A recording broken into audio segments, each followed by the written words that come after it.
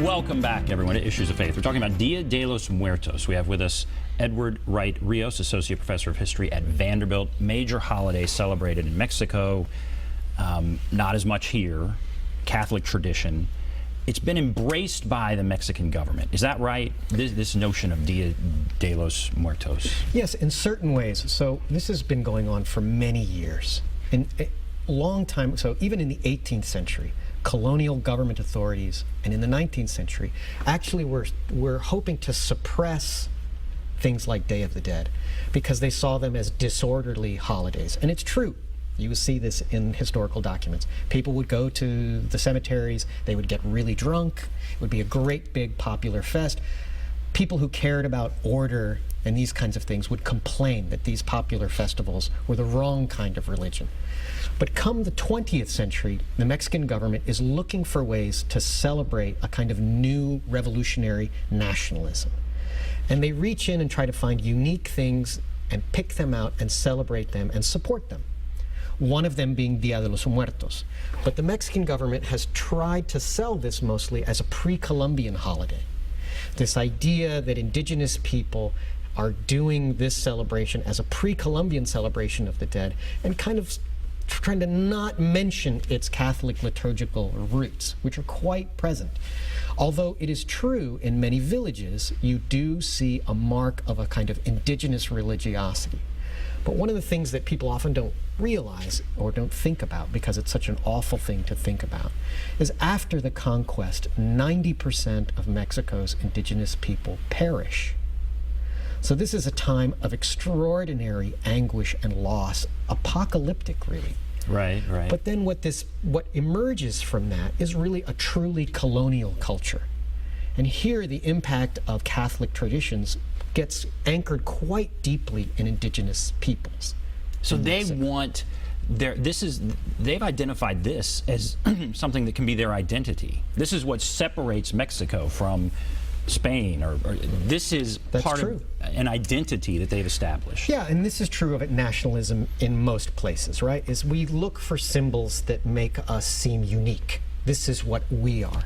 And Mexico has looked for those symbols, and one of them is Dia de los Muertos. And it has also served, I think, a similar purpose among Mexican Americans in the United States. Mexican Americans have looked at Dia de los Muertos as something that's truly ours, that is not North American, that is truly deeply Mexican, and brought it out and tried to celebrate, and I would say even increase its distance from what they see as an American holiday, Halloween. So we have Halloween. That's right. And we dress up and we go get candy, and that's part of what we do.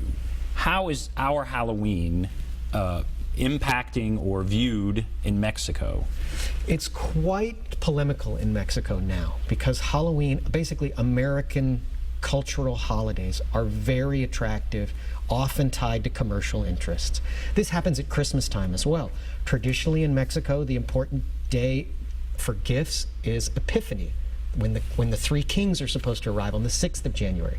You did not give gifts. There was no Santa Claus in Mexico. Santa Claus is now everywhere in Mexico. Halloween is similar in that here we have a commercial kids holiday. That's what we've turned it into, where people go out and sort of pretend to beg for gifts, and it has impacted Dia de los Muertos in Mexico. So even if you go to one of these very traditional villages on Dia de los Muertos, you will see kids dressed up as Spider-Man in the graveyard. And so how do people feel about that? Oh, it's caused lots of frustration in Mexico. You will see editorials, you will see things written, and they can be written from a conservative Catholic perspective or from a leftist nationalist perspective. And all of them complaining about this sort of U.S. cultural imperialism, once again polluting our traditions with that commercialized sort of U.S. culture. So, but but at the same time, it's attractive to kids. It's families. And it's attractive to, I guess, people that want to sell stuff. Of course, it's very attractive to people who want to sell more candy and want to sell more outfits, costumes. So yes, it's there in Mexico, but you do see a pushback. You do see lots of people trying to mark out a space for a sort of authentic, traditional Dia de los Muertos and try to keep Halloween, as you would say in Spanish, out. And how do you think that's going to go? What do you think 10 years, a generation from now, 20 years, what wins? Who knows? Again, I think you're going to get both and. I think that, again, Halloween, again, children like it. Families think it's cute to dress up their children in outfits. It's going to have its place. But Dia de los Muertos is still very popular in Latin America, in Mexico specifically. People really do care about cemeteries, about taking care of cemeteries, about building family grave plots and maintaining them. People like to decorate them. I think there's a deep Mexican ritual tradition of still the ritual side of decor. It's not just decor, it is a ritual act to go decorate, to go celebrate in that fashion. There's also, I think, a deep Mexican tradition still of what I would call sort of kinetic religiosity. The idea that you're not, that to be religious doesn't mean to just go sit and pray. It means to process. It means to walk. It means to carry the banner. It means to carry the cross, to carry the candle, to show up at, these kinds of things are still deeply rooted in Mexican tradition. So I think it'll continue, but I guess like with most religious events, we assume that traditions don't change. But if you're a historian like me, you actually realize that these traditions are changing all the time. They're always changing.